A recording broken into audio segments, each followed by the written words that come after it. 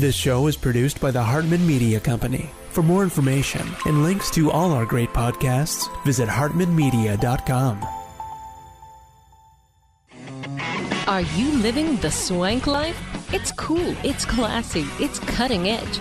It's everything you want out of life. If you want more dates, more fun, and a better lifestyle, it's time to raise the bar and start living the swank life.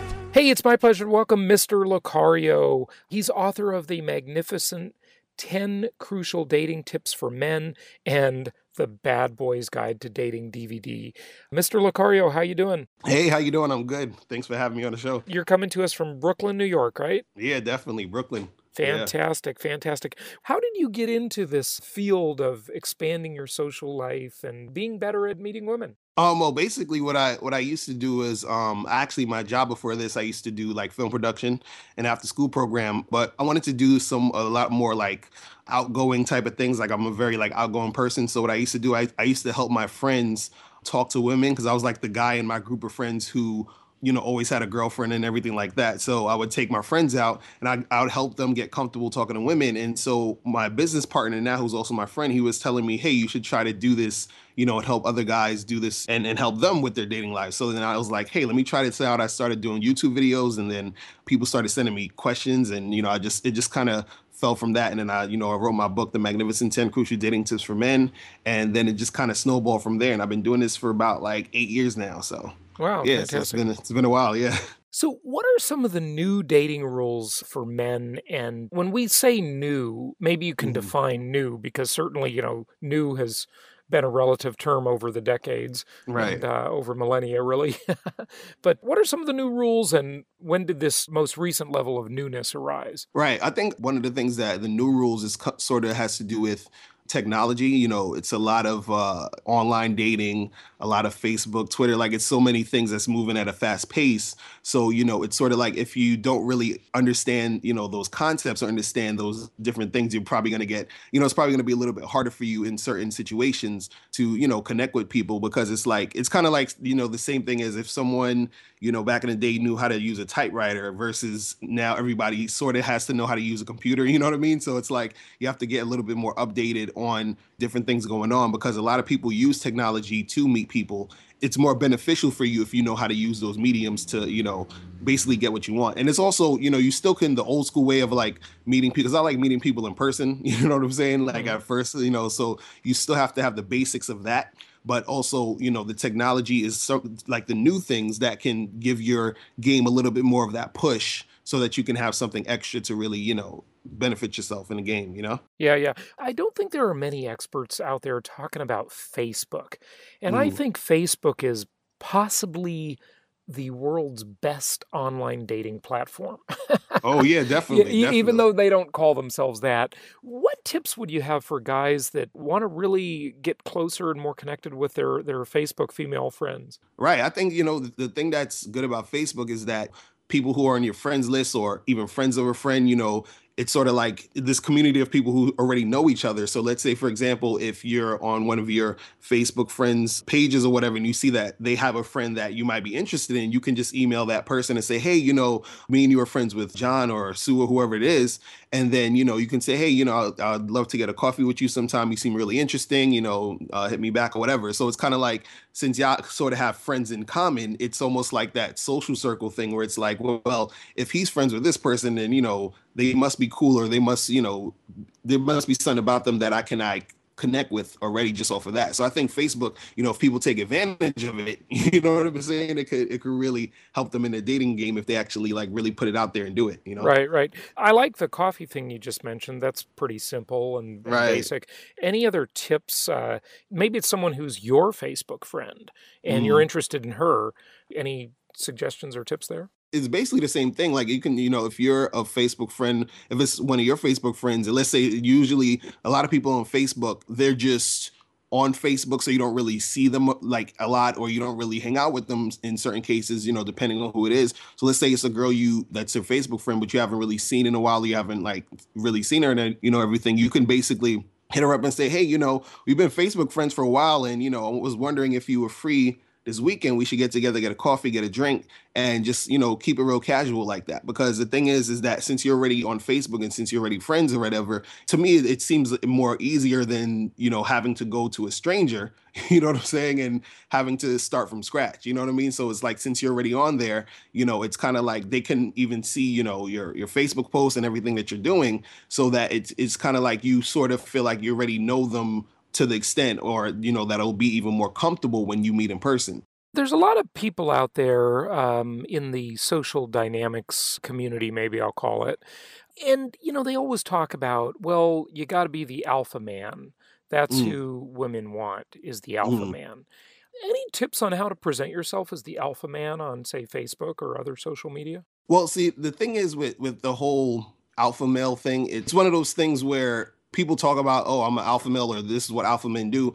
As far as being an alpha male, it's really about you being comfortable and confident within yourself, because what happens is that when you are comfortable with yourself and you're confident in who you are, that's really what an alpha male is. An alpha male is a guy who understands what he's about, understands what he wants. Absolutely. He doesn't apologize for who he is. So that's something that's internal that has to happen within you. So and then we sort got of comes that. out. The listeners, we've done shows on that, and, the listeners have heard about that stuff. And that's all absolutely true. What I'm saying is, though, how do you translate that into social media? The way you translate it into social media, because, the visual or whatever you're seeing, it's basically like, depending on like how you feel inside, your lifestyle is going to dictate that. So for example, with myself, I go out and I talk to a lot of different women, take pictures of myself doing, certain activities, you know what I mean? I have video of myself going out to different places. So what happens is that when people see those things, you know what I'm saying, it portrays a certain lifestyle. And then that lifestyle, it attracts certain type of people. So they'll see you actually out there having fun and doing these things. So let's say, for example,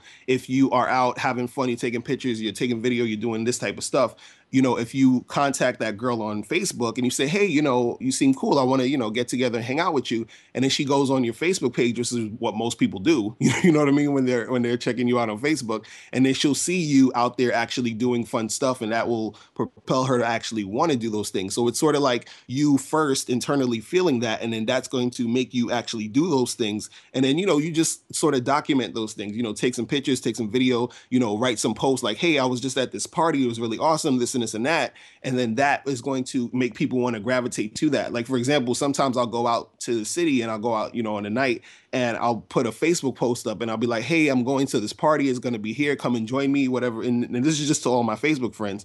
And so that displays like this guy is actually always going out and doing interesting things. You know what I'm saying? So it's that type of thing. It's sort of like marketing, you market yourself a certain way, and then that's going to show through what you're doing. But the thing is that you have to be authentic when you're doing it. You understand what I'm saying? You don't want it to come off as like fake and everything, because if you're authentic, then it's going to, seem natural when you're actually. Women have a very good intuition for seeing right through this fake stuff. Well, I don't know. Exactly. I sort of think that in one way, but then I really don't think it when I see some of the complete losers they end up with. I don't know. I'm not actually, I take that back. I'm not sure if maybe some of them have a great intuition about it and some just don't. But yeah, it's definitely got to be internal. It's got to be real. For better or worse, we've all become, with the advent of social media, these self-marketing firms. Right. We're all our own PR firm nowadays. And I say for better or worse, and I mean that. I don't know if it's all for better. It's a different kind of life than it used to be before social media, no question. Any other tips on presenting yourself as the alpha, as the interesting guy that a woman will want to be involved in on social media? One thing that I tell guys, because a lot of guys think, everything is about looks. They think like, oh, I have to, specifically be the best looking guy. Like I got to look like Brad Pitt or, Morris Chestnut or whoever it is. What I tell guys is that, it's just best to present yourself, as well groomed, meaning, you make sure you have a haircut, you wear nice clothes, your appearance should always look good. You understand? Because the thing is that, the way that you present yourself, it tells a story. It shows a specific way that you are, you understand? Because, I know even for myself personally, I have a different feel when I wear like a t-shirt and jeans versus if I wear like a suit. You know, you understand? And when I go out in a suit, I get a different response than when I'm just in a, you know, regular t-shirt. You understand? So it's like the way that you present yourself and your appearance, you know, it plays a lot in how people react and respond to you. And as far as being an alpha male, that's the type of thing that, you know, when you're comfortable in, you know, how you're looking in your appearance, that's going to start, you know, to bring out, you know, how you react or act in, you know, because you're comfortable. If you're comfortable in yourself and you feel that feeling, it's going to come out in the way you act. And I think that's a really important part about when it comes to being an alpha male and being that type of guy who is, you know, masculine, you know, understanding that it starts from your mind first, and then it comes out through your appearance, how you act, how you talk, on all the other stuff. You know what I mean? Mm-hmm. Yeah. Okay. All right. What about best places to meet women?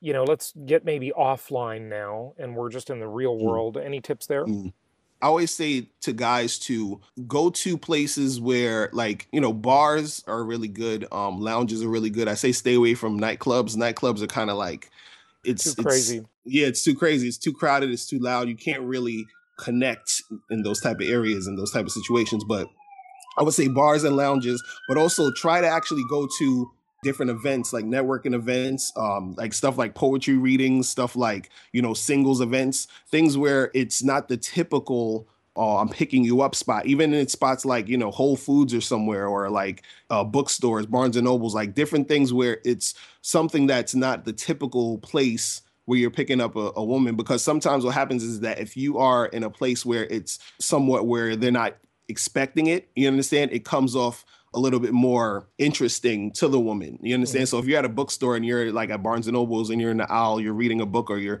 about to pick up a book and you see a woman reading a book and you're like, oh, hey, what's that book Not about? many bookstores left though, but okay. I know, right? Yeah. I know it's crazy, right? But yeah, like if you're in those situations, you know, you start up a conversation with that, and then that leads into you, you know, having that conversation, a dialogue, saying, hey, you know, we should get together sometime.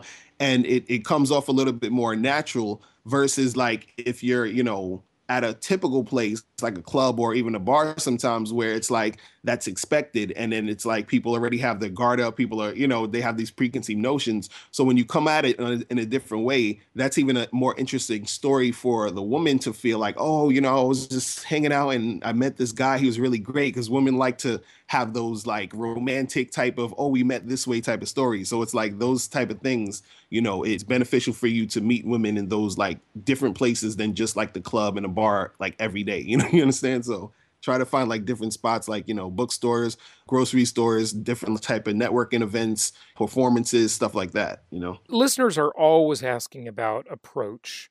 What's the best approach? Talk to us about that a little bit. When it comes to approaching, you know, it's really just, you know, I say it's two different main approaches, where it's either the indirect approach or the direct approach. So the indirect approach basically is when you are approaching a woman and you're sort of talking about something in the surroundings. So for example, like I was saying in the bookstore, if you see a woman, you know, reading a book, you might say, hey, you know, what's that book you're reading? And that's the indirect way. So you're talking about something in the situation to start the conversation.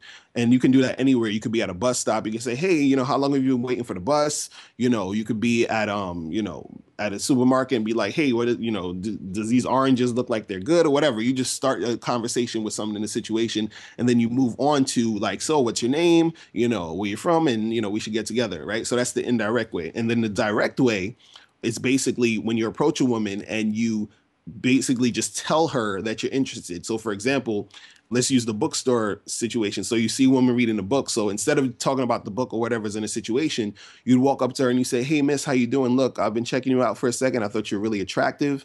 I would love to, you know, take you out to get some drinks or whatever. So you're just directly letting her know that you're interested in her. So depending on how comfortable you are, you use which approach is more comfortable for you. You understand? Me, I usually like the direct approach. I usually do that because it's just, I just like to, you know, get to the point quicker. And usually for guys who are beginning or who are getting used to sort of just talking to girls, you know, I usually suggest they go the indirect way just to get them used to having the conversation and getting their verbal skills up, you know? Yeah. Okay. All right. Good. Any other openers or suggestions for that? I mean, basically, each opener you do sort of falls into one of those two categories. But what I always suggest too is not necessarily focus too much on the opening of the situation, It's more so like, I think the more important part is the actual closing of it, because I think a lot of times guys, they'll get to open up, talking to a girl, but then they don't know how to flow with the conversation and then close the conversation and actually make something happen and exchange numbers, or, make something happen. So I usually just say, as far as opening, just focus on either the indirect or the direct way, but always close the situation, because a lot of times guys get nervous while they're actually talking to a girl because they think that the girl isn't into them. So a guy will open the conversation, either indirectly or directly. And then while he's having that conversation, he might assume that the woman is not really into him, just maybe the tone of her voice or the answer she's giving or whatever. So when he assumes that she's not into him, he sort of backs off and he doesn't exchange numbers or try to close the situation. So what I tell guys is that when you're having that conversation, it's best to close every conversation that you're having, either getting her number or giving her your number. What I usually do sometimes is I have business cards, and I suggest all guys get business cards, or whatever you're doing, even if you don't have a job, whatever your hobby is, put it on your business card and put your number and name and email address on there. And so, like, when you're about to close the conversation, you say, hey, you seem pretty cool. Here's my card. You should give me a call on Monday. We should get together and do something. You know what I mean? Go to, get a drink or whatever. Because a lot of times guys will not close the situation because they feel, oh, this girl doesn't like me anyway. Let me just get out of here. You understand? But every guy listening is going to tell you girls don't call. Oh, no, girls do call. See, this is the biggest misconception of the game, is that we've been taught that you always have to, you get the number, then you got to call her and all this other stuff. Now, there are going to be some girls who are not going to call. But the trick is that when you give a girl your number, you have to tell her when to call, the day and time. So what it is that you're giving her instructions on when to call you. So the thing is that what happens is, and this is the part that sucks, is that a man can talk to 100 women, right? Now, he can get 100 numbers. He's only going to end up seeing any one of those girls if the girl chooses to want to see him. So the thing is, a woman has to choose you. A woman has to want you. See, women will give you their number, but that doesn't mean that they're going to see you again, or that doesn't mean that they're interested in you. So the thing is, the women who are interested in you, they will call you. So sometimes when you're having a conversation with a girl, you can actually give her your number, tell her when to call you. And if she's interested, she will call you or text you. See, the thing is that there's going to be certain girls who might have that thing where they're like, oh, I'm a lady, I don't call man, or whatever like that. But if a girl is really, really into you and really feeling you, she will call you. And what that call means is that she's 100% interested in you. Because a lot of times you can get a girl's number and you'll call her and she might say, yeah, let's go out. But she might just be hanging out with you because she's bored. Let's say you took her out to dinner or whatever. And I usually suggest guys don't take girls to dinners on the first date. But let's say you went out to dinner with her. She's probably just using you for a free meal. So you don't really know. So the advantage of having a girl call you is that when she does, that means she's 100% interested. You understand? And there's going to be certain girls who might not call you, but the ones who actually do, those are the ones who are showing that 100% interest. You see what I'm saying? Yeah, no, I agree with you there.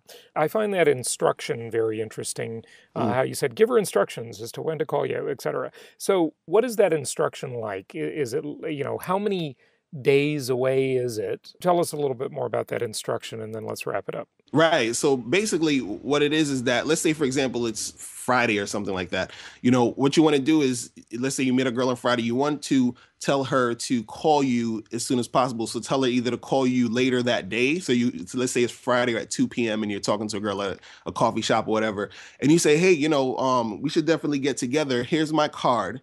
Are you free later today around like 6 p.m.? And she'll be like, yeah. Be like, okay, cool. At 6 o'clock, I want you to give me a call, and then we'll set up something for the weekend. So you're basically trying to get her to call you back as soon as possible. So you either say that later that day, or you tell her to call you the next day at a certain time. Because if you just give a girl your card or your number, you say, here, call me anytime or whatever, she's most likely just not going to call, because you're not really prompting her when, because the instruction is actually still you leading the interaction and leading the conversation, and, having her follow those instructions in order for her to know what to do to get back in contact with you.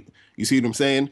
And also what it does is that it gives her a feeling of, wow, this guy is sort of still figuring out how he feels about me. Because what it is that a lot of women are attracted to men whose intentions are unclear. You understand? A lot of times, sometimes if the girl's not really too sure about if you're into her, that makes her into you more. which will propel her to actually want to see you again. You see what I mean? So that also is a good part about letting a girl, give you a call and everything like that. Yeah, interesting. Give out your website. Oh, yeah. My website is mrlocario.com. That's MRLOCARIO.com. And also you could go to my other site, badboymembership.com, where you can join my membership program where you get 45 through 90-minute audio and video tutorials every month on dating advice. Yeah. Fantastic. Mr. Locario, thank you for joining us. Definitely. Thank you for having me. I appreciate it. This show is produced by the Hartman Media Company. All rights reserved. For publication rights and media interviews, please visit www.hartmanmedia.com or email media@hartmanmedia.com. This show is for entertainment purposes only and should not be considered personal or professional advice. Please consult an appropriate professional if you require individualized advice. Opinions of guests are their own, and the host is acting on behalf of the Hartman Media Company exclusively.